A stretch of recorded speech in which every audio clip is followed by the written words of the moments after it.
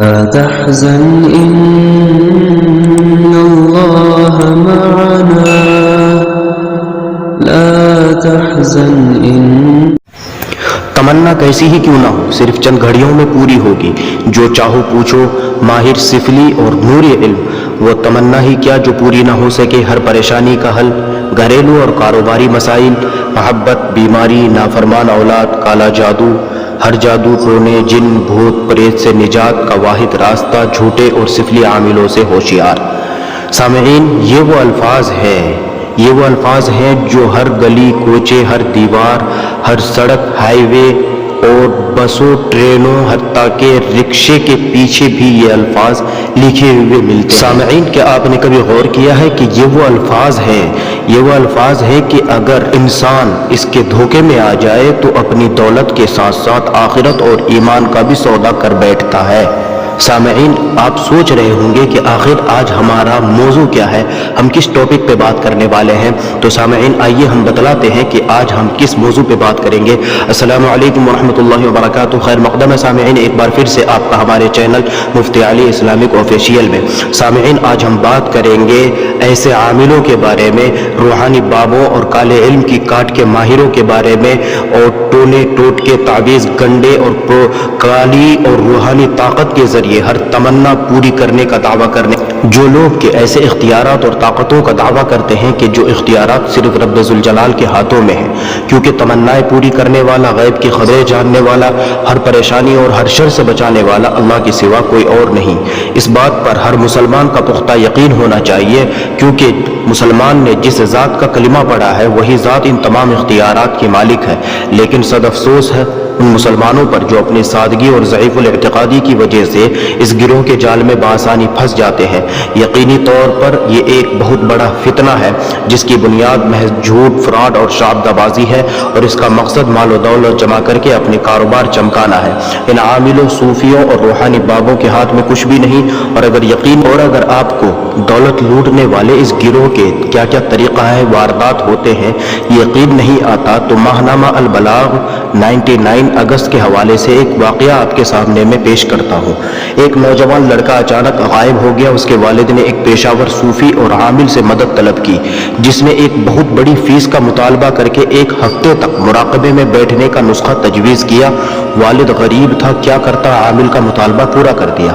ہفتہ بھر انتظار کرنے کے بعد عامل نے خبر دی کہ لڑکے کو ایک جن کی لڑکی اغوا کر کے لے گئی ہے اور معاملہ بہت سنگین ہے، ذرا بھی سستی ہوئی تو جنوں کی فوج ہم سب کو تباہ کر ڈالے گی، اس لیے مزید استخارے اور مراقبے کی ضرورت ہے۔ اس پر والد نے نذرانے کی دوسری قسط بھی عامل کے حوالے کر دی۔ 3 ماہ بعد عامل نے خوشخبری سنائی کہ لڑکا مل گیا ہے، اس سے بات چیت بھی ہو چکی ہے اور وہ گھر آنے کے لیے تیار ہے، لیکن وہ خود بھی جن کی لڑکی پر فریفتہ ہو چکا ہے، یعنی عاشق ہو چکا ہے، اور اس کے بغیر تنہا آنے کو تیار نہیں۔ اور جن کی لڑکی بڑی شرکس ہے، بہت بدماش ہے، اس کی حفاظت کے لیے اس کے باپ نے جنوں کی فوج کا ایک دستہ مقرر کر رکھا ہے۔ چنانچہ جب تمہارا لڑکا گھر واپس آئے گا تو اس کے ساتھ جن کی لڑکی اور اس کی حفاظت پر مامور فوج بھی آئے گی۔ یہ سن کر والد نے ہار مان لی۔ عامل نے اس طوفانی بلا سے بچاؤ کے لیے بھاری رقم طلب کی۔ والد اپنا گھر بار بیچ کر وہاں سے بھاگ کھڑا ہوا۔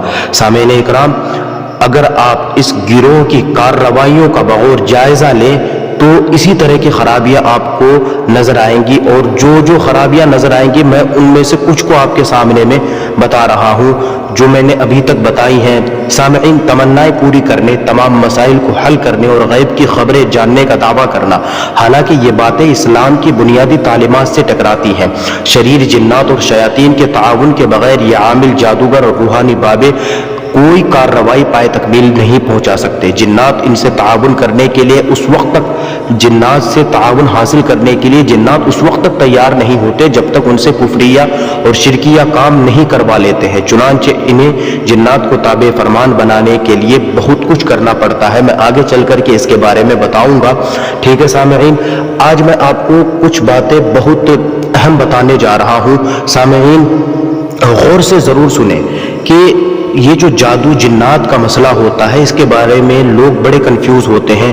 کچھ لوگ تو اس کو سرے سے مانتے ہی نہیں ہیں, اس کا انکار کر دیتے ہیں کہ جادو بھی کوئی چیز نہیں ہے, جنات بھی کوئی چیز نہیں ہے. وہ جو ہے اس طرح کی چیزوں کو ماننے سے انکار کر دیتے ہیں. اور کچھ لوگ جو ہے جادو کو, جنات کو, شیاطین کو, نظر بد کو یا جتنے بھی اثرات ہوتے ہیں ان کو مؤثر بالذات سمجھتے ہیں, یعنی حقیقی تاثیر مانتے ہیں ان کے اندر. حالانکہ ان دونوں میں سے بیچ کا راستہ اختیار کرنا چاہیے. بیچ کا راستہ کیا ہے دوستو؟ اللہ کے نبی نے بھی فرمایا کہ خیر الامور اوساطھا, کہ بہترین راستہ وہ ہے جو بیچ کا راستہ ہے. بیچ کا راستہ کیا ہے کہ ہم جادو اور جنات کے بھی تاثیر کے قائل ہیں لیکن مؤثر حقیقی نہیں ہے. مؤثر حقیقی کا مطلب یہ ہے کہ جادو کی طرف سے جو اثرات ہوتے ہیں یا جنات کی طرف سے جو شرارتیں ہوتی ہیں, جو پریشانیاں انسانوں کو پہنچتی ہیں, یہ بغیر اللہ تبارک و تعالیٰ کی مرضی کے نہیں ہوتے. اس بات کا یقین ہر مسلمان کو ہونا چاہیے, یہ ایمان میں شامل ہونا چاہیے, یہ انسان کا, ہر مسلمان کا, مومن کا عقیدہ ہونا چاہیے اس بات کے اوپر. کہ میں کافی وقت پہلے جو ہے میں ایک شعر کی کتاب پڑھ رہا تھا, تو اس میں شاعر کا نام میں بھول رہا ہوں سامعین, کہ اس میں شاعر نے لکھا تھا کہ میاں جو بھی ہوتا ہے رب کا کیا ہوتا ہے, کیا کرو گے کسی جادو کا اتارا کر کے. بہت اچھی بات فرمائی انہوں نے. تو میں یہاں پہ یہ کہنا چاہ رہا ہوں سامعین کہ جادو ہو, جنات ہو, اثرات ہو, نظر بد ہو, بندش ہو, کسی بھی چیز کی بندش ہو, شادی کی بندش ہو, کسی بھی چیز کی بندش ہو, آپ کو گھبرانے کی ضرورت نہیں ہے. میں جو یہ سلسلہ شروع کیا ہوں نا, اس کا مقصد یہی ہے کہ آپ جو ہے یہ دونوں ہی راستوں کو اختیار نہ کریں. نہ تو آپ جو ہے جادو اور جنات کا انکار کرنے والوں میں سے بنے اور نہ ہی جادو اور جنات کو مؤثر حقیقی مانیں, بلکہ آپ جادو اور جنات کی تاثیر کو اس طور پر مانے کہ یہ اللہ کے اختیار سے کرتے ہیں, اللہ کی مرضی ہوتی ہے, تب جا کر کے ان کی شرارتیں جو ہے کارگر ہوتی ہیں. یہ چیز آپ کو ہمیشہ جو ہے اپنے علم میں رکھنی چاہیے سامعین, ورنہ جو ہے پھر کیا کہتے ہیں کہ اللہ کے نبی نے فرمایا تھا ان اللہ لا يقبض العلم انتزاعا, اللہ پاک جو ہے ایک بار کی لوگوں سے علم کو نہیں چھینے گا, ٹھیک ہے میرے بھائیوں, بلکہ علماء کو فوت کر کے علم کو اٹھائے گا. حتیٰ کہ جب حقیقی علماء دنیا میں نہیں رہیں گے تو لوگ جہلا کو اپنا امام بنا لیں گے, جو جہالت کی بنا پر ایسے فتوے صادر کریں گے جن سے وہ خود بھی گمراہ ہوں گے اور دوسروں کو بھی گمراہ کریں گے. آج کے ڈیٹ میں اگر آپ یہ پیشہ ور صوفی اور عاملوں کا حال دیکھیں گے تو یہی ہوتا ہے. یہ اللہ معاف کرے, ان کے حالات ایسے ہوتے ہیں کہ آپ خود اندازہ لگا لیں گے کہ یہ عامل صوفی تو کیا, یہ جادوگر سے بھی بدتر ہے.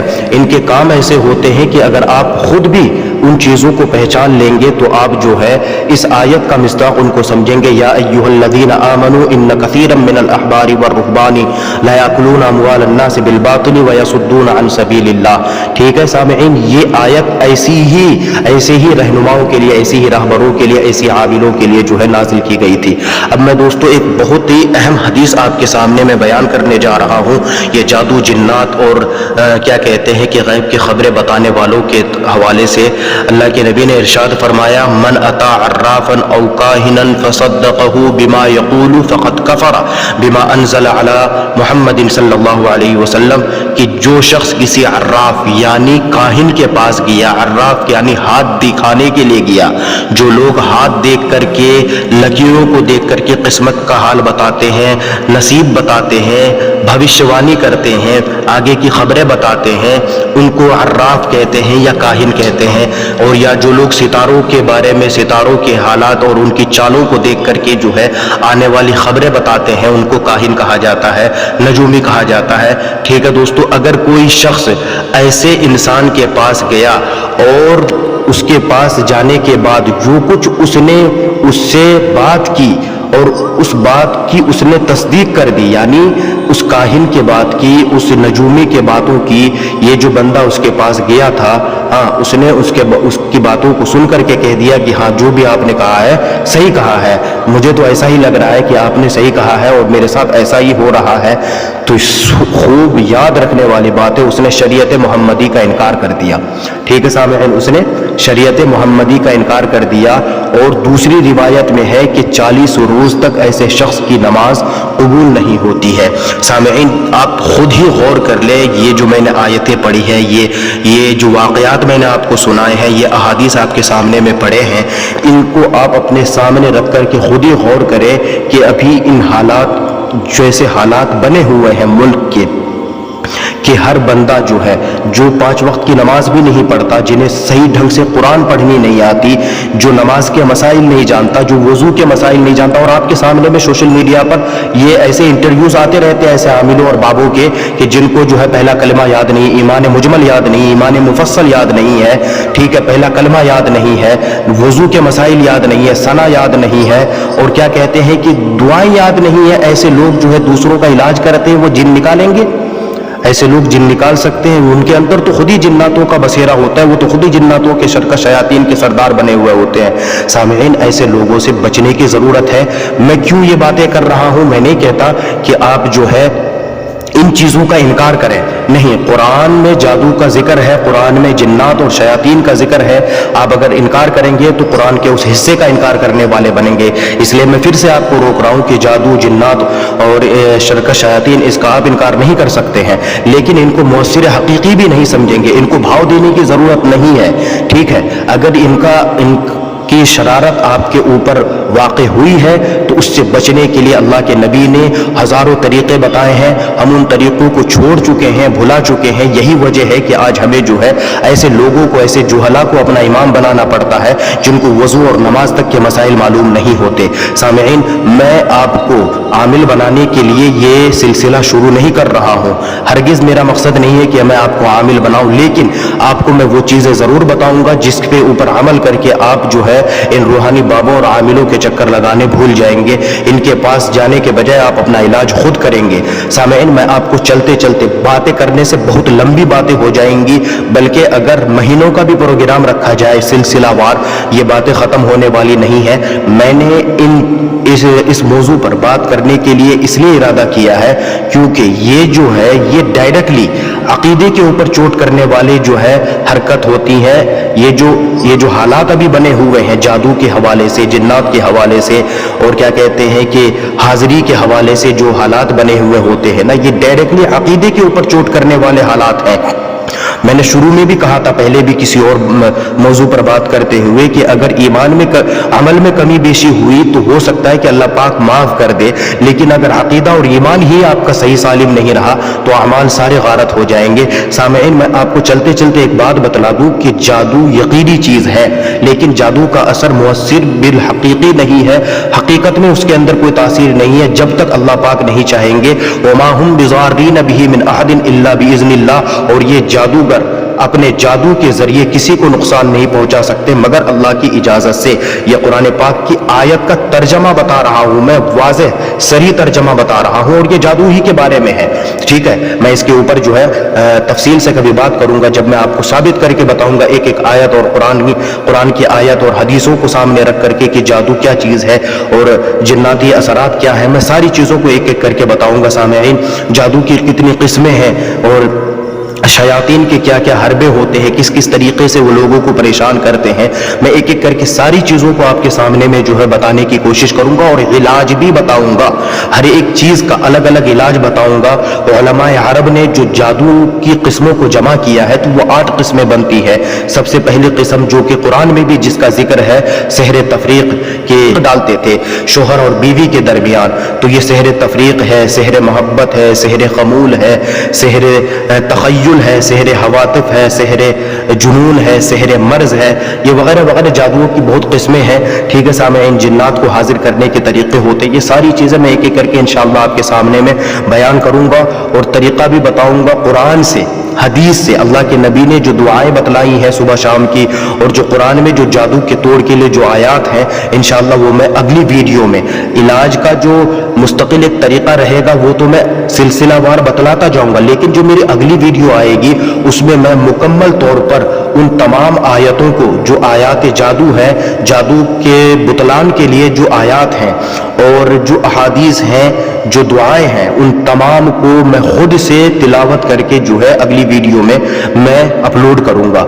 ان ویڈیوز ان تلاوت کا مجموعہ جو ہوگا، وہ جو تلاوت کا مجموعہ ہوگا وہ سحر زدہ مریض کو، نظر بد کے مریض کو، یا آسیب زدہ مریض کو، یا جنات کے مریض کو آپ جو ہے سنوائیں، اور اگر پڑھنے والا ہو تو خود سے پڑھ کر کے اسے دم کریں ان آیتوں کو، اور اگر پڑھنے والا نہ ہو تو کانوں میں ہیڈ فون لگا کر کے ان آیتوں کو ضرور سنوائیں، انشاءاللہ بہت جلدی شفا ملے گی۔